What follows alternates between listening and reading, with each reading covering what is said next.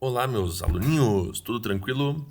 Vamos para mais uma aulinha e o assunto desta aula é raiz de uma equação polinomial. Muito bem, vocês vêm ouvindo falar em raiz de uma equação desde lá do ensino fundamental, quando vocês começaram a aprender equações, né, do primeiro grau, do segundo grau. Ok, então basicamente a ideia é a mesma, tá? Isso não muda.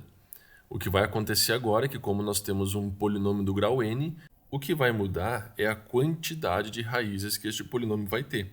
Então, um número complexo r é raiz dessa equação se substituindo x por r, ou seja, no lugar do x a gente colocar r, e efetuando os cálculos nós vamos obter que o polinômio para aquele certo valor ele vai ser igual a zero. Bom, nada diferente do que a gente já vinha fazendo.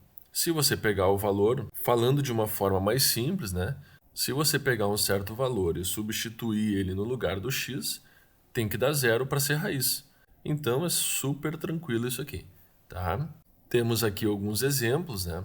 O exemplo A, nós temos uma equação do segundo grau, né? X² menos 7x mais 10 igual a zero.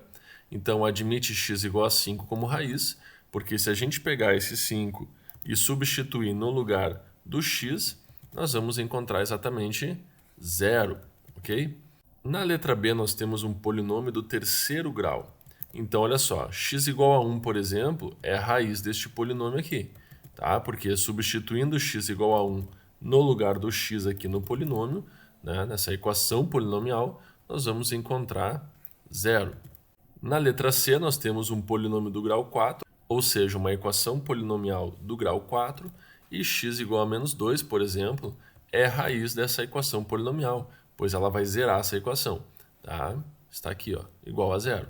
E na letra D nós temos uma equação do segundo grau também, ok?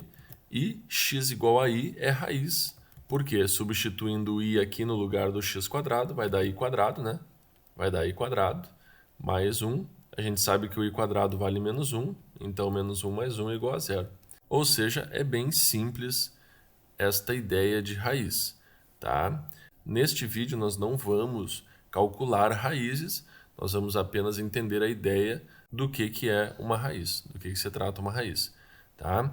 Uma diquinha bem legalzinha que eu posso dar para vocês aqui é que se a soma dos coeficientes do polinômio for nula, então 1 é a raiz do polinômio.